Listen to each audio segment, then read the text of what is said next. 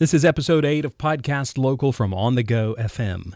I'm Jason Norris, and I'm always looking for local podcasters to see how they podcast local. One of the places I look is a Facebook group called Geography-Based Podcasts. That's where I discovered a brand new local show in San Antonio, Texas. So let's talk with one of the co-hosts, Kevin.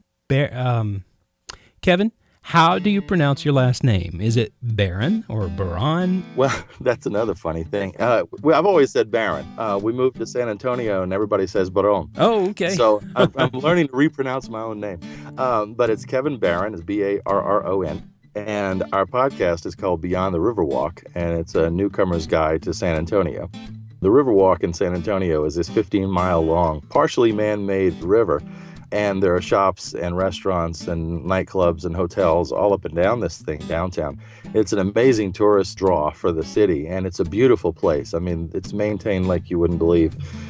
We love going down there. But one of the things you get, besides the Alamo and the Riverwalk, is that's what people know about San Antonio. The metro area here is about 2.3 million people. So when you look around, there's just so many more things to do. And we found that quickly that, the Riverwalk and the Alamo and the historic part of the city is amazing. That's what you want to bring, first-time visitors to. But there's a whole lot more beyond that. And that was the idea for the show. We'll get to know Kevin Barron a little more in this episode of Podcast Local and hear how he and his wife are planning to grow this new local show for San Antonio. I'm Jason Norris, and with Podcast Local, I like to introduce you to local podcasters who are telling the stories of their communities. Locally focused podcasting is a powerful way to highlight the people who are making a difference in your city, in your county, in your parish, or in your state. Along the way, I'll pass along some tips, techniques, insights, and advice, and the occasional on-the-go guide to help you get better at podcasting. Podcast Local is supported in part by the Satchel Podcast Player, a podcast app that offers benefits to you as a local podcaster. Discover more at satchelplayer.com. Kevin Barron, thank you for joining me on Podcast Local to talk about your brand new local show. When I told my wife that we'd be talking today, she said, there's a show about doing local shows. And I said, yeah. I said, there's a show pretty much about anything and everything. I said, but the interesting thing is, when people want to get involved like we are and, kind of reignite what we used to do, but in a different location, different topic kind of thing, you look for resources of people that have kind of been there and done that before. But I think the idea you guys had is a great one. And it provides resources to people like me, that to network, to get advice, to find out, what else is out there. I saw that you interviewed Mark Bologna in New Orleans, and I've been a big fan of his show, since I found it.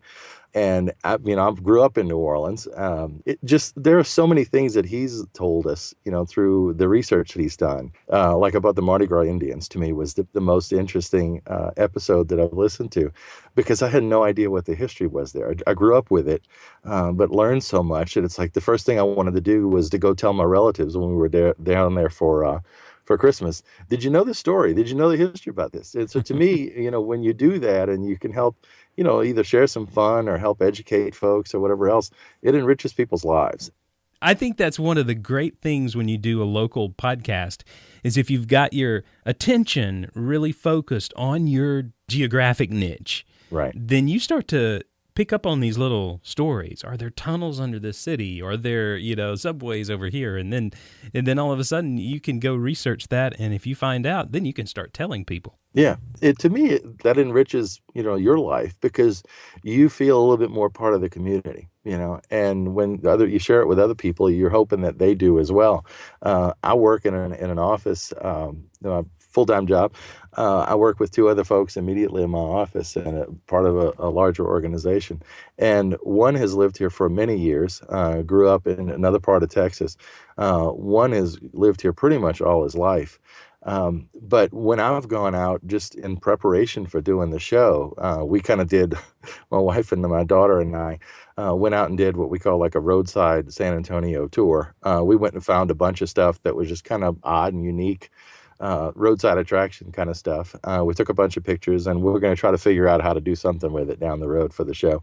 But when I was showing pictures of the things we found and the places that we drove, and this was all in one afternoon, The folks in the office were like, I had no idea that was here. There's like a 40-foot candle that has an image of Our Lady of Guadalupe on it at the Guadalupe Cultural Arts Center. So when you think about like a candle you'd see from a Catholic mass or something, it's like 40 feet tall or something. I don't know the dimension, but it's amazing. It's as high as this two-story building easily, maybe more than that. So it's just, there are things that are art. There are things that are just kind of, folk art kind of stuff. There's a guy that turned a car into a junkyard dog, and it literally looks like this big dog with a cigar hanging out of his mouth, and it's to advertise his junkyard. So there's just some neat stuff. So if you're driving around and taking friends around your town, you can say, hey, let me swing by this. You'll get a kick out of this. So what is the format of your show? Are you going to do interviews with people or do a historical kind of thing? How are you planning to do that? Well, what we did mostly in the previous shows that we did was just basic interviews. And I'd imagine we'll probably do that for the most part here. There may be a couple things that my wife and I will do because we'll be doing it together. Maybe we'll take some trips around town or something else and maybe talk about that a little bit or get some first impressions or whatever else. But generally, the idea is to set up some guests, do interviews and talk about what they know about the city, what their experiences are, or what they offer. If it's a tour company, which we're talking right now to a tour company that does mostly for tourists. But if you want to get to know what's going on in the restaurant scene, they're really good with that kind of stuff. So we're talking to them about that. And I'm talking to a fellow podcaster now who's based out of Austin, who does a Texas history podcast. So one of our initial episodes that we published, we'd like to do a history of San Antonio. And he's, this amazing historian. And it goes straight to source material in most cases. So the thought is, well, let's interview him, have him talk a little bit about what he knows about the city, maybe some things most people don't know, even if you've lived here all your life. And then understand a little bit more about his podcast, because his podcast has only been out there, I think, for about a year and a half. But it's got a pretty good following, and I listen to it, pretty much every week. I think he publishes every couple of weeks, and I've listened to him pretty much almost every day to catch up. I found it about 3 weeks ago. So I think it's pretty much wherever the topic leads us. When we did the food podcast back in South Carolina, we interviewed chefs. We interviewed people that owned healthy food stores. We talked to research professors who were looking at, what was happening to, the seafood off the coast, and, what was endangered, what wasn't, what you should use as alternatives to things that may be overfished. We kind of went wherever the interest was because it's a hobby for us. And what we find interesting, we put out there, and hopefully maybe other people do as well. So this is a hobby too, or are you looking to monetize it in some way? No, it's a hobby at this point. We did in South Carolina. We had some sponsors for the blog, and we had sponsored from the radio station for the actual podcast itself. But for the most part, it was just a hobby. It was kind of a side business, and a very small one at that. So in this case, at this point, we're just looking for, some adventure on our own, get to know the city we live in, and, kind of see where it takes us. The interesting thing that I really haven't fully developed in my mind yet is how to, integrate what we do down the road into what the city already offers to newcomers. So there are a lot of resources out there for people who want to live here. I know because we looked into them ourselves before we moved here. So whether it's, real estate folks, or it's apartment folks, or it's, mortgage people, or, I'm thinking all that with housing because we're still house hunting at this point ourselves. But there are a lot of different angles on that. So I don't know. Right now I'm thinking more about the city itself. But as much as we can, we want to integrate resources to people that are moving here, because the city of San Antonio is called the Alamo City. It's called the River City. There's a lot of nicknames like most places. The other one that this is called is the Military City. We've got a ton of military folks and their families here. From the Air Force bases and from the Army bases. We've got an NSA location here. I mean, it is a lot of military and governmental stuff here. So there's a lot of people that come and go, that'll come for a couple of years and then move on again. So I think it's always good to have those resources out there. And I think part of the challenge for us is to try to figure out where they are, where the good ones are, and, to share them with folks. Who would you say that your primary target audience is? People who are actually living there now, they're new, or people from beyond who might be considering a move to San Antonio? I've been thinking about that quite a bit. I mean, I think the main audience is a group of people, maybe like ourselves, that have not been here for very long, but at the same time, people who are planning a move here. If this type of show would have been available, a little over a year ago when we moved here, I probably would have, devoured every episode and contacted the person and really kind of bugged them to death, I guess. But that's something that, I couldn't find. I watched every YouTube video I could on San Antonio before we moved, even after we moved. I've watched tons of stuff. So I think the idea is to try to get people maybe in they're planning to move and maybe their first or second year here. And then there's probably going to be some folks that will listen, I hope anyway, that find some of the stuff we do interesting, that may be here for a long time, but I don't think that's the primary audience. The idea would be to kind of help people enjoy their lives in the city that they may be new to and don't really, understand the culture of, understand the history of, or even understand the neighborhoods. There are a lot of neighborhoods all around here that have developed on their own.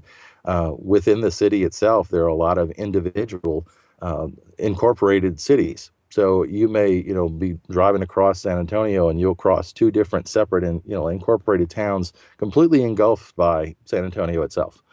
It's really interesting, and I think that's part of it. So I don't know if I've answered that well, but I guess it's probably that the folks that are looking to move here, and maybe the folks that have been here for maybe a year or two that are still trying to explore. So you've now joined the geography-based podcast group Mark Bologna started, and there are so many people coming in there, and it's been really great to have the conversations, with different people about different things, different aspects of doing a local show. If you were to think about like all of the aspects of making a podcast of any kind, but especially a local podcast, but if you were to think about everything from the tech to the techniques you use, is there anything you would say you would like to learn and get better at? Anything in particular? There's probably two things. One, and this is ironic, I guess, in both cases, but the more you do things, I think the more you notice your own flaws. Yes. So that's probably the case. Because we've probably done, 100 interviews by now, and I was counting that up a while back, and I think that's probably about right. So I'd like to get to be better at doing interviews, to actually letting the other person talk, because for some reason I like to talk. So I need to learn to kind of keep that dialed back a little bit and listen to their stories, because that's what they're there for in the first place. So I want to do a better job at interviewing, and I want to get a little bit better at understanding the nuance of doing the actual production, the editing, trying to figure out exactly what I need to do differently, what the settings mean in a lot of these things, because there's some automated stuff that you can use. There's some settings that I've learned through working with other people. But, they're kind of, okay, well, this is what you do, this, and this. In terms of understanding why you do this, and this, I can't say, that I understand that. So I'd like to learn a little bit more about that, mainly because, there's some technique to it. There's I imagine a lot of skill to it, not just knowledge. And I think it'd be fun to do.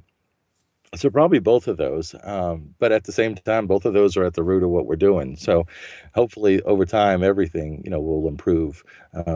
But the interview thing, I think, is fun because, you get to learn, to meet people, you get to learn a little bit about their history and what they're all about. So I guess, yeah, that's probably the first thing that comes to mind. I know there are, when it comes to doing interviews, there's a couple of opposing approaches to it. And one is you do massive amount of research and you prepare all your questions ahead of time. And so you go right in there and you know exactly what you want to cover. And then the other side is like, I don't know anything about you, and I'm going to just ask you some questions. I'm curious and get you to open up and share. Right. This time, that is exactly what's going on because I just met you in the group the other day. Yeah, So, to me that works because you don't know where the conversation is going to go, and to me that's the fun part of it. I have done some things where I've kind of scripted out some questions, and sometimes it feels forced to try to fit those questions in. because that's not where the conversation's headed.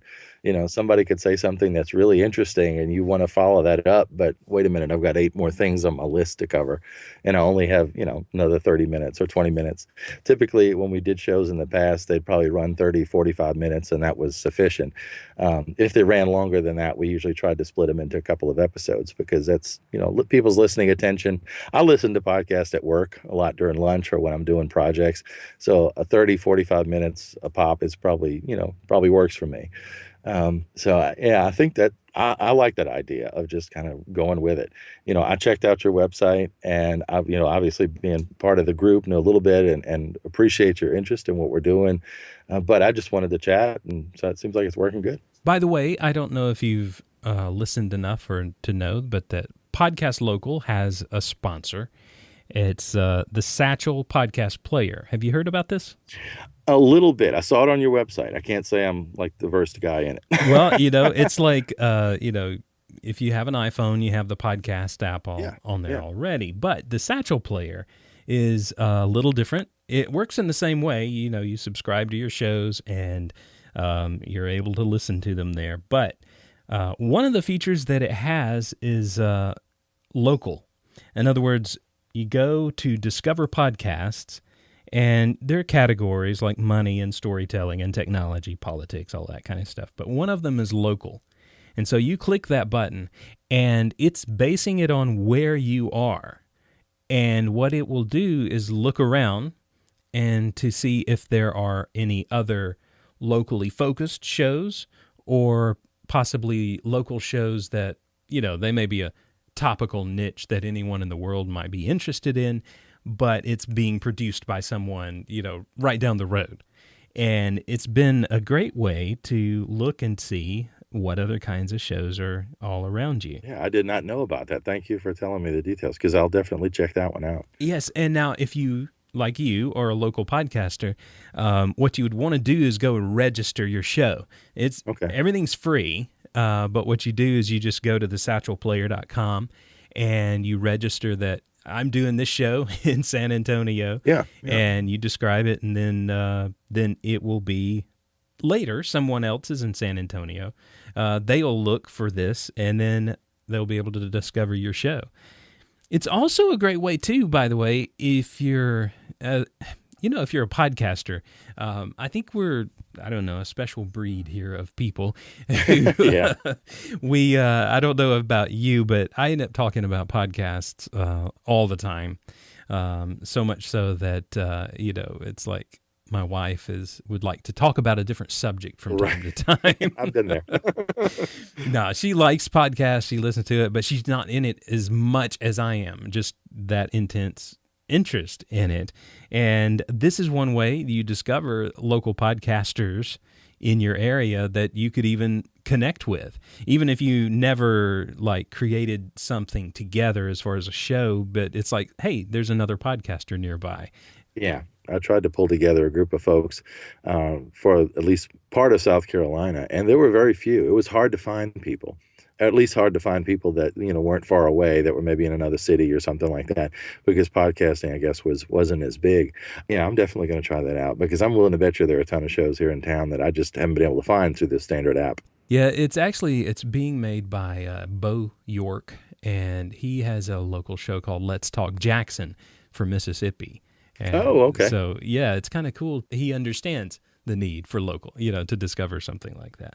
They've got other features, too, where if there is a listener to your show who's using the Satchel Player app and you have it set up, they can actually donate money to your show, like through PayPal or whatever.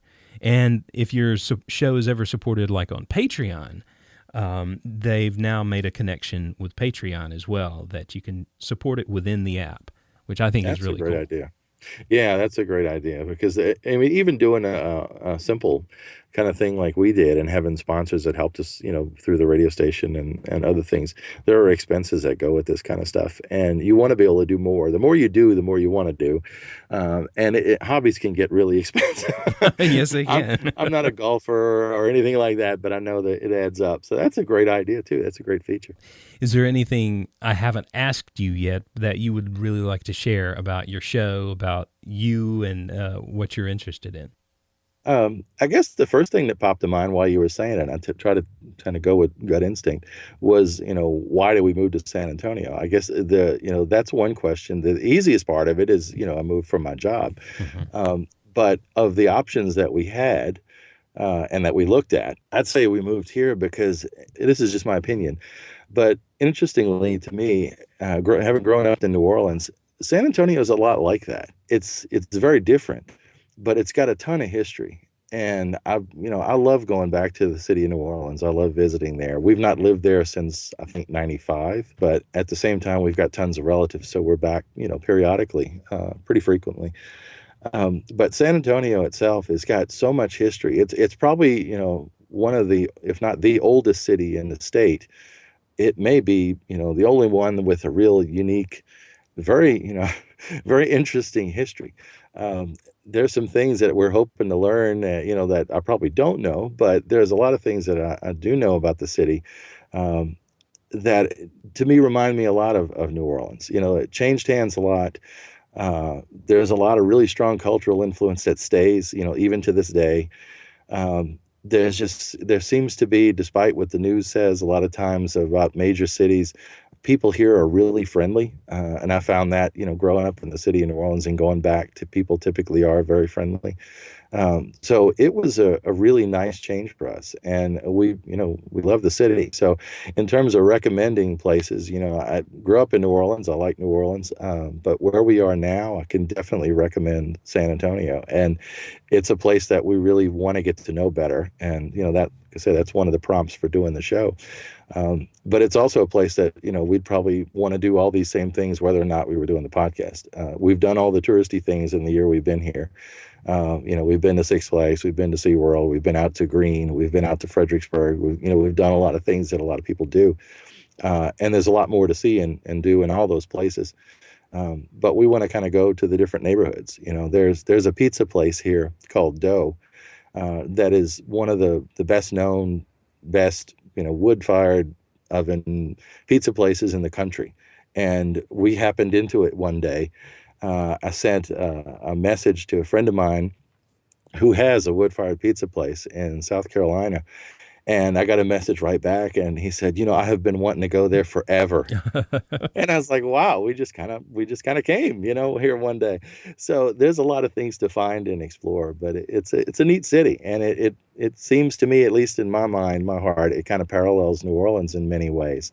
But it's very different, so it makes it exciting. Well, Kevin, thank you for coming on to the show and talking about your local podcast. Where can people find you online?